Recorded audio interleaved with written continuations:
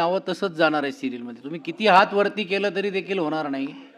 सदाभाऊ, जे पद्धत तुमच्या प्रतोदाने नाव दिलं तसंच मला घ्यावं लागेल, असं डायरेक्ट घेता येणार नाही. तर जर संबंधित कोण सदस्य अनुपस्थित असेल आणि तुम्ही असाल तर मग तुमचं नाव झाले. सर्वांची नावं आहे, मी शक्यतो जेवढं जास्तीत जास्त सर्वांनाच बोलण्याची संधी देणार आहे. अनिलजी. सभापती महोदय, विरोधी पक्षाच्या वतीने 259 अन्वये अंतिम आठवडा प्रस्तावावरती बोलण्यासाठी मी उभा आहे. खरं म्हणजे प्रस्तावाची सुरुवात अंबादास दानवेंनी केल्यामुळे वेळेचं भान आणि त्यांनी जे काही मुद्दे आत्तापर्यंत कोणी मांडलेले आहेत ते मी काही पुन्हा मांडणार नाही. परंतु ह्या सभागृहात मी 25 वर्षापूर्वी ज्या वेळेला आलो त्यावेळेला ह्या सभागृह कसं चालतं, या सभागृहामध्ये सत्तारूढ पक्षाचं काम काय, विरोधी पक्षाचं काम काय, सत्तारूढ पक्षाने काय करायचं असतं, विरोधी पक्षाने काय करायचं असतं, ही सगळ्यांची भाषणं मी वाचली आणि माझ्या एक लक्षात आलं की सत्तारूढ पक्षाने आपण काय करतो, लोकांसाठी आपल्या काय योजना आहेत, लोकांसाठी आमच्या मनात काय विचार आहेत, लोकांच्यासाठी या लोकांनी आमच्यावरती विश्वास दाखवून आमचं जर सरकार बनवलेलं आहे तर आमच्या सरकारची कर्तव्य काय, हे सत्तारूढ पक्षाचं काम आहे. आणि विरोधी पक्षाचं काम काय आहे की विरोधी पक्षाचं काम काय, सरकार जर कुठे चुकत असेल, सरकारच्या काही ज्या योजना फसत असतील, सरकारमध्ये कुठे भ्रष्टाचार होत असेल तर त्याला आरसा दाखवण्याचं काम हे विरोधी पक्षाचं आहे. पण आज मी सभागृहात जे काय प्रवीण भाऊंचं भाषण ऐकलं, खरं म्हणजे काही जास्त बोलणार नव्हतो, पण प्रवीण भाऊंच्या भाषणामध्ये मला असं वाटलं की हा 259चा प्रस्ताव हा आम्ही मुख्यमंत्र्यांच्या किंवा सरकारच्या अभिनंदनाचा प्रस्ताव मांडायला पाहिजे, अशी एक साधारण त्यांची भावना होती की आम्ही काही चुकीचं त्यांच्याबद्दल बोलायचंच नाही, आम्ही फक्त कौतुकच करायचं. असं होत नाही. मला एक शिवसेना प्रमुख बाळासाहेब ठाकरेंनी एक किस्सा सांगितला होता. ज्यावेळेला एकदा असेच काहीतरी माझ्यावरती पण कोण कोण काय काय बोलायचं तर मी चिडून गेलो, मी काय काम करणार नाही, दिवस रात्र काम करून लोक असे बोलतात, असं कसं काम करायचं. त्यांनी मला एक वाक्य सांगितलं की ज्या क्षेत्रात तू आलायस ना त्या क्षेत्रात हार आणि शिव्या ह्या एकदम येतात, दोघांचीही झेलण्याची ताकद आपल्याला ठेवावी लागते, तरच तू या क्षेत्रात काम कर. तू अशी अपेक्षा करशील की लोक तुला सकाळी उठल्यापासून हारच घालतील, तुझं कौतुकच करतील, तर तसं होणार नाही. तू माझ्याकडे बघ, मी किती शिव्या खातो. आज महाराष्ट्रामध्ये सगळ्यात जास्त त्यावेळेला सगळ्यात जास्त शिव्या मी खातो आणि त्याच्यामुळे आपल्या मनाला एक प्रश्न विचार की बाबा चाललंय, बरोबर चाललंय, मी काही चुकीचं नाही केलं, मग जास्त काळजी करायचं नाही, आपलं काम करत राहायचं. आणि मग मला त्यांनी एक वाक्य सांगितलं, जयाच्या अंगी मोठेपण त्याच्या यातना कठीण. हा, ते बाजूला सांगा, बाजूला सांगा. हा, जयाच्या अंगी मोठेपण त्याच्या यातना कठीण. माणूस जेवढा मोठा तेवढा त्याला त्रास मोठा, तेवढा त्याच्यावरती टीका मोठी, त्याचं कौतुक मोठं. आणि त्यामुळे माझं एवढंच म्हणणं आहे की सरकार तुम्ही चालवताय, तुम्ही सरकारचे जे काही चांगलं केलं आहे ते तुम्ही 260च्या प्रस्तावाच्या अन्वये तुम्ही आणताच की सरकारच्या योजना काय आहेत, सरकारला ज्या काही घोषणा करायच्या असतात तर तुमच्याकडे ते हत्यार आहे, तुमच्याकडे ते आयुध आहे की ज्या आयुधाच्या माध्यमातून तुम्ही सरकार काय करणार हे सांगत असता. आणि आमच्याकडे जे आयुध आहे जे 259चं आहे की ज्याच्यामध्ये सरकारच्या चुकांवरती बोट ठेवणं, सरकारच्या कुठे कामामध्ये कमतरता आढळत असेल, सरकारमध्ये कुठे भ्रष्टाचार होत असेल. आणि म्हणून मी सगळी भाषणं ज्या वेळेला वाचली त्यावेळेला माझ्या एक लक्षात आलं की विरोधी पक्षाने एवढ्या वर्षात म्हणजे जेव्हापासून झालेलं आहे सरकारच्या कौतुकाचं भाषण कधीच केलेलं नाही आहे. त्याच्यामुळे ही अपेक्षा करणं की सरकारच्या कौतुकाची भाषणं अंतिम आठवड्या प्रस्तावामध्ये व्हावीत, सर्वप्रथम पहिली गोष्ट म्हणजे तशी अपेक्षा कृपया करू नका. आमचं काम आहे, विरोधी पक्षाचं जे काम आहे ते करणार. जसं तुमचं काम आहे जसं यांनी सांगितलं, खरं म्हणजे तुमचं काम नसताना तुम्हाला ते काम लादतायत दरवेळेला. हे तुमचं काम नाही. तुमचं काम इकडे आहे, इकडून हे जे बसलेत ना या लाईनीत बसून आमच्या प्रश्नांना उत्तर देणं. पण नाईलाज असतं, तुम्हाला ते करावं लागतं आणि तुम्ही ते प्रामाणिक करताय, याचा आम्हाला अभिमान आहे. एक मित्र म्हणून आम्हाला आनंद आहे की तुम्ही दिलेलं कर्तव्य अतिशय प्रामाणिकपणे आणि चोख बजावताय. नाही, हे कॉम्प्लिमेंट काय माहिती आहे ना, याच्यात हिडन अजेंडा आहे की तुम्ही ते प्रामाणिकपणे करताय म्हणून तुम्हालाच ते काम देत आहेत. आमची म्हणजे प्रवीण भाऊंच्या बद्दल ते प्रामाणिक करतायत म्हणून ते म्हणतात प्रामाणिकपणे करताय ना, आता हेच काम करा, तुमची जबाबदारीच बदलणार नाही. आणि म्हणून विरोधी पक्षाच्या वतीने 259च्या प्रस्तावामध्ये मी काही जास्त विषयात बोलणार नाही, परंतु अंबादास दानवेंनी जे काही भाषण केलं, सतेज पाटलांनी, तर मी आकडे सगळे ऐकत होतो. आता सतेज पाटलांनी काय केलं, जे विरोधी पक्षाचं काम आहे की सत्तारूढ पक्षाला, सत्ताधारी पक्षाला आरसा दाखवणं. बघा, बाकी कोणी खोटं बोलू शकतो, पण आपल्या इकडे नियतीने एक वस्तू अशी बनवलेली आहे जी खोटं बोलत नाही, ती म्हणजे आरसा. हा, मला पण लोक म्हणतात अरे फार सुंदर दिसतो, मग मी आरशात जाऊन बघतो, मग माझ्या लक्षात येतं काय हा खोटं बोलणार नाही, बाकी कोणी खोटं बोलेल. त्यामुळे आरसा दाखवण्याचं काम यांनी केलं. यांनी जे आकडे दाखवले, तुम्ही सांगा की हे खोटे आहेत म्हणून. हे खोटे तर नाही आहेत, हे सरकारचेच आकडे आहेत. मग सरकारच्या आकड्यांमध्ये त्यांनी जे जे म्हटलं हे तर तुम्हाला मान्य करायला लागेल, कारण ते सरकारच्या वेबसाईटवरनं काढलेले आकडे आहेत, NCRB वरनं काढलेले आकडे आहेत, आणि त्याच्यामध्ये महाराष्ट्र कुठे आहे हे त्यांनी सांगितलंय. मग हे जर त्यांनी सांगितलं तर त्याच्यात त्यांनी काय चूक केली? त्यांनी हेच सांगितलं की जे काय तुम्ही सांगताय, दररोज जे काय तुम्ही कौतुक करताय, तर ही वस्तुस्थिती ही देखील आहे, ती देखील तुम्ही विचारात घ्या की ही वस्तुस्थिती आहे. आता त्या आकड्यांमध्ये मी पूर्ण जात नाही. त्यांनी जे काही विषय घेतले की त्याच्यामध्ये हेच विषय आहेत की कायदा सुव्यवस्थेवरती महाराष्ट्राची ही परिस्थिती आहे. बाकीच्या क्षेत्रांमध्ये महाराष्ट्र कुठे आहे? जिथे असेल पहिला तिथे असेल पहिला, जिथे असेल शेवटी तिथे असेल शेवटी. हे सरकारचे आकडे सरकारला दाखवणं याच्यात काही चूक आहे असं मला वाटत नाही. आणि म्हणून कृपया की 259च्या प्रस्तावावरती सत्तारूढ पक्षाने ही अपेक्षा करू नये की सगळी कौतुकाची भाषणं होतील. कौतुक करायला 90% लोक आहेत, आम्ही 10% आहोत. पण इथे 90% कौतुक करणारे लोक या दरवाजाच्या बाहेर गेल्यावर काय बोलतात ना, नाही मी तर शिवी घालतच नाहीये, पण 90% लोक तुमच्या बाजूला आहेत, आम्ही 10%च आहोत, 10%पेक्षा पण कमी आहोत. ते 10% नसताना देखील तुम्ही 10%चा कायदा लावून आम्हाला विरोधी पक्षनेतेपद देत नाही आहे. म्हणजे मी तर चुकीचं बोललो 10%, आम्ही 10%पेक्षा खाली आहोत. तुम्ही चला एक काम करा, मी तुमच्यावर सोडतो, तुम्ही जे नाव जाहीर करा उद्यापासून करून टाका. आता करा तुम्ही.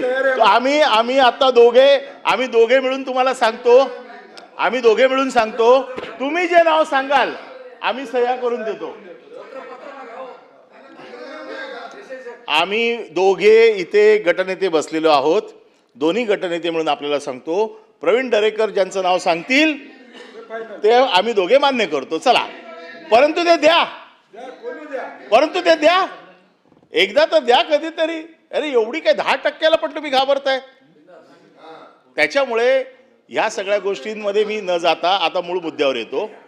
आता असं आहे की जसं यांनी सांगितलं सतेज पाटलांनी की एखादा विषय बासट टाकायचा असेल, एखादा विषय कोल्ड स्टोरेजमध्ये टाकायचा असेल, एखाद्या विषयावर उत्तरच द्यायचं नसेल, तर हल्ली एक नवीन मार्ग निघालाय की SIT जाहीर करून टाकायची, आणि SIT जाहीर झाली की तो विषय हळूहळू बासनामध्ये जातो. मला गेल्या 2 वर्षामध्ये आज या 259च्या प्रस्तावाच्या निमित्ताने मी ही मागणी करतोय सभागृहामध्ये की आतापर्यंत किती SIT तुम्ही या गेल्या 2 वर्षामध्ये नेमल्या, आणि त्या SITचा ऍक्शन टेकन रिपोर्ट काय, त्याचा किती SITची कारवाई पूर्ण झालेली आहे, किती SITची चौकशा अजून बाकी आहेत, हे तर आम्हाला कळू देत, हा तर आमचा अधिकार आहे. ॲक्शन टेकन रिपोर्ट तर सांगा. आणि असं झालंय की येऊन मंत्र्यांनी घोषणा करायची, त्याच्यावरती कुठली कारवाई करायची नाही. महसूल मंत्र्यांच्या बाबतीत आपण सांगितलं, खूप काही निर्णय खूप चांगले झाले. आम्ही तर एवढ्या मोठ्या मनाने सांगतो की महसूल मंत्र्यांनी इकडे येऊन बऱ्याचशा निर्णयांची घोषणा केली, परंतु महसूल मंत्र्यांनी फ्लोअर ऑफ द हाऊसमध्ये हे मान्य केलं की महसूलमध्ये झालेला सगळ्यात मोठा घोटाळा जो मी माझ्या लक्षवेधीमध्ये मांडला होता, 155 कलमाचा गैरवापर. 155 कलम जे तुम्हाला कशाला दिलेलं आहे की जर तुमच्या 7/12मध्ये जर नुसती सुधारणा करायची असेल, तुमच्या 7/12मध्ये तुमच्या नावामध्ये चूक असेल, समजा प्रवीण दरेकरच्या नावामध्ये मध्ये काहीतरी गॅप पडलाय, स्पेलिंग चुकलंय किंवा शब्द प्रसाद लाड असं जर नावामध्ये जर काही फेरफार असेल तर तो करण्याचा अधिकार मला 155 कलमाखाली मला दिलाय.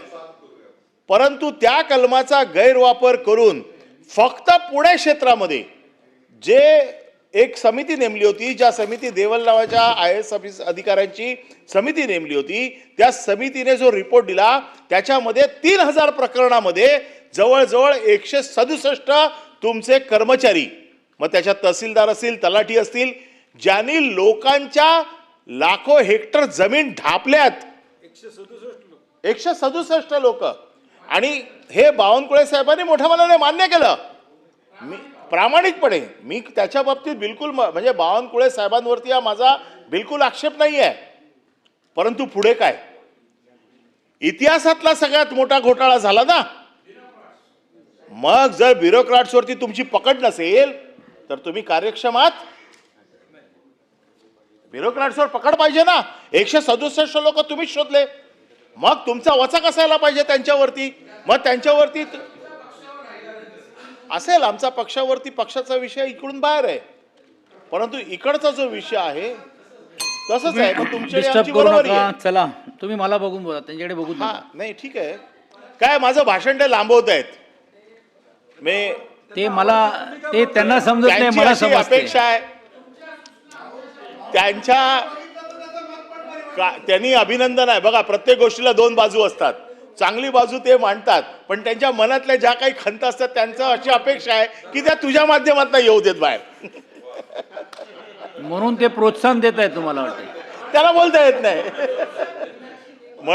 म्हणून ते मला सतत बोलायला लावतात. तर माझं म्हणणं असं आहे की ह्या 155 कलमाचा गैरवापर झाला.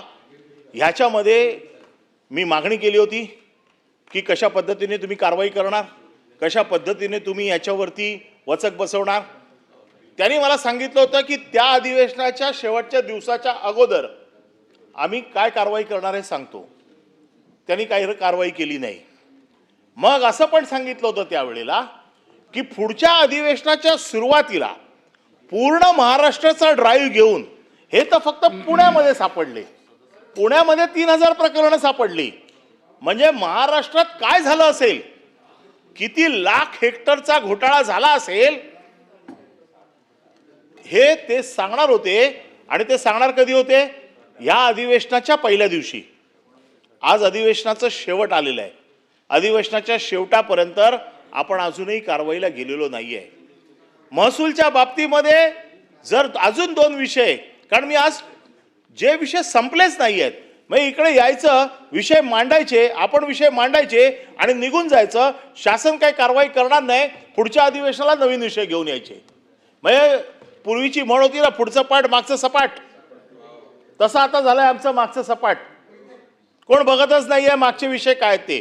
आणि म्हणून मी पुढचे विषय घेतच नाहीयेत. मी फक्त आज मागच्याच विषयावरती आहे.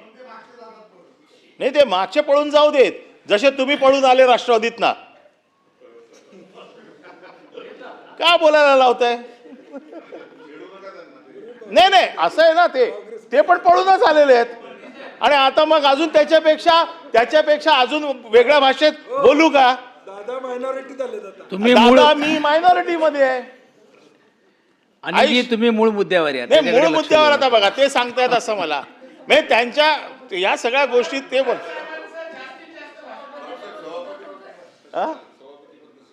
नाही ते बोलले म्हणून मी बोललो.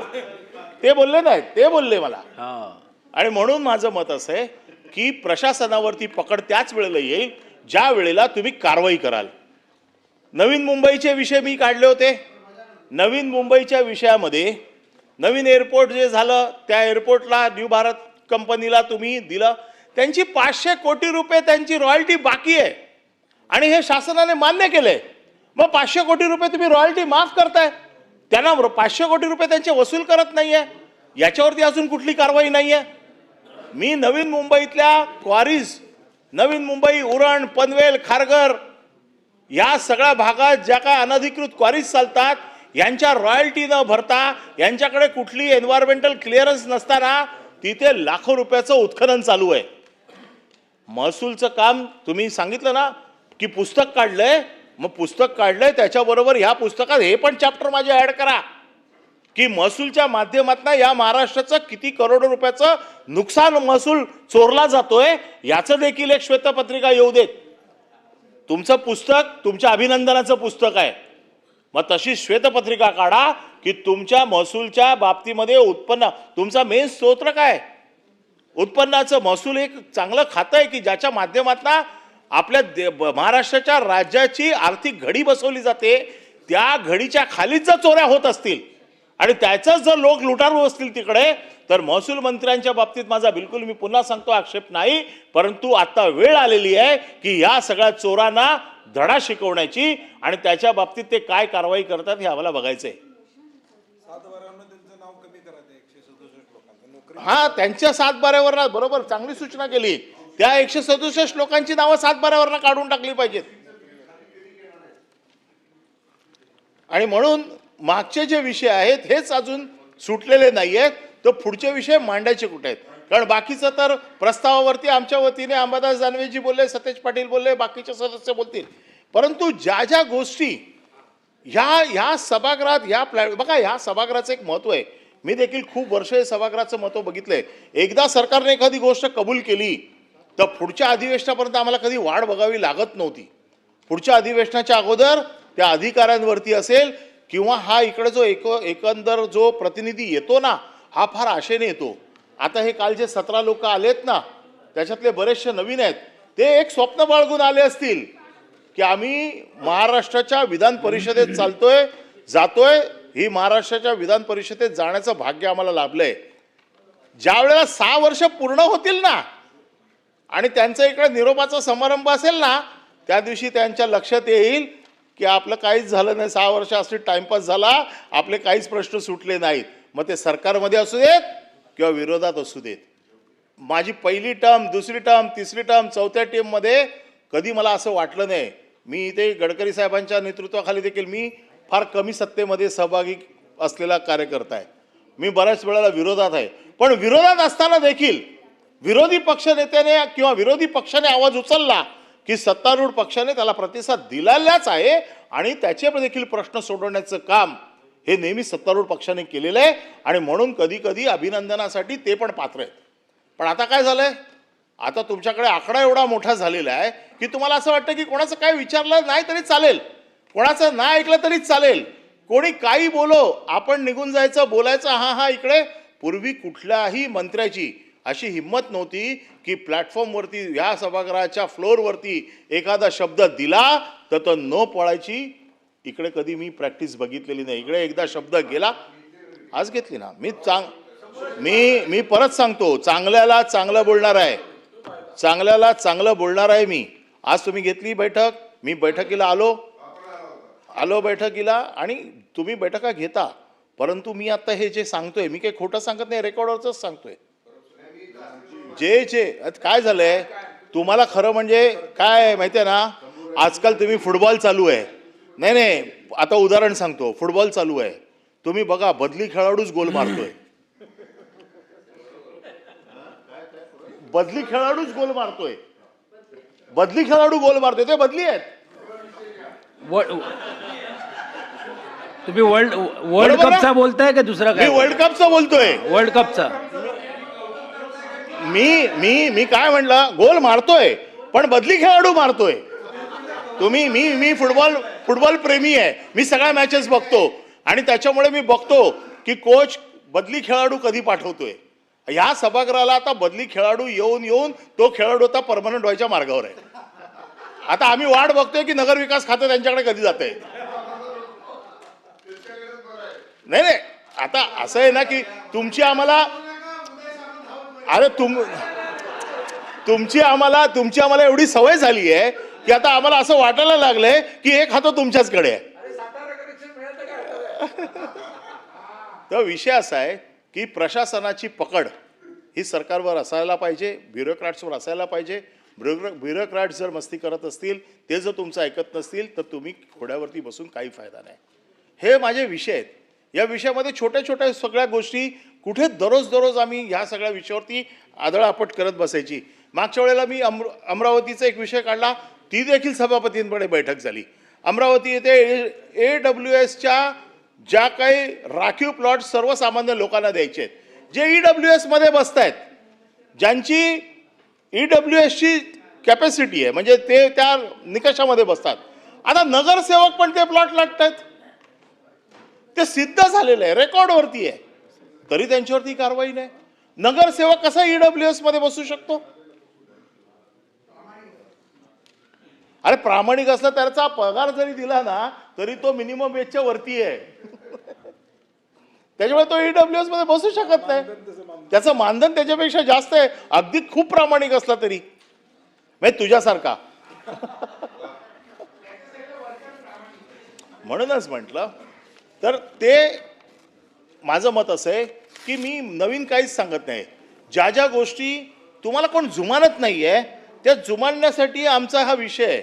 आजचा विषय खरा म्हणजे मी एवढ्यासाठीच मांडतोय की मी खरं बोलणार नव्हतो, पण दरेकरांनी सांगितलं की तुम्ही कधीच आमचं कौतुक करणार नाही का?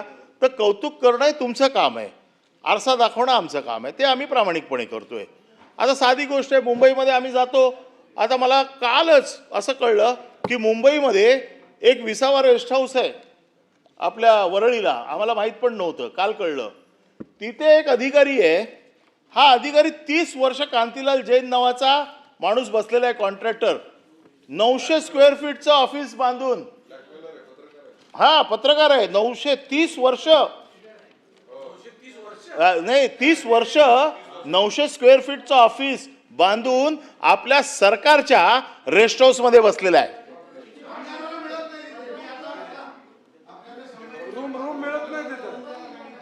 मला हे कळलं का? आपल्या तुमच्यातल्या एका आमदाराला काल रूम मिळाली नाही, त्याने मला सांगितलं.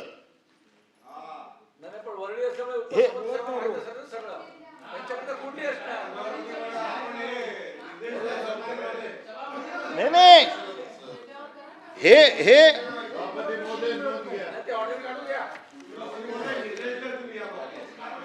नाही ताबडतोब कारवाई का व्हायला पाहिजे की हा कोण माणूस आहे कांतीलाल जैन? 30 वर्ष बसलेला आहे तिकडे आणि तो सुद्धा ऑफिस टाकून तिथेच राहतोय आणि आपल्या आमदारांना रूम मागायला गेले तर रूम नाही मिळत. अरे एवढा मोठा कोण झाला तुमच्यापेक्षा मोठा? त्याचं नाव दैनिक पोलखोल आहे, तो ब्लॅकमेलर आहे असं कळलेलं आहे आणि सरकारच्या वास्तूमध्ये बसून ब्लॅकमेलिंगचं काम करतोय. आता असे जर अधिकारी तुम्ही ठेवले, माझं हेच म्हणणं आहे, सरकार चांगलं आहे म्हणतात ना, कदाचित असेल, पण ज्या प्रशासनावरती तुमची जर पकड नसेल तर ते सरकार काय कामाचं नाही, असं माझं दुसरं मत आहे. म्हणूनच म्हटलं की मी नाही कारवाई करायची आहे. प्रसाद लाड तुम्ही मला नका सांगू. हे जे अरे आता मी आणि हेच तर मी सांगतोय की मी मागणी केली तर समजू शकतो कारण मी विरोधात आहे, पण मागणी तुम्हीच करताय. मागणी तुम्हीच करताय, हेच तर मोठं आहे की खूप दुःख तुमच्या मनात दडलेलं आहे, जे तुम्हाला बाहेर काढता येत नाहीये, ते 259च्या निमित्ताने बाहेर काढतोय आम्ही. चला, तर माझं एवढंच म्हणणं आहे. खरं म्हणजे खूप विषय आहे, पण आपण उपसभापती म्हणून बसलेले आहात, आपण बेल मारलेली आहे. खरं म्हणजे आमचं एवढंच म्हणणं आहे.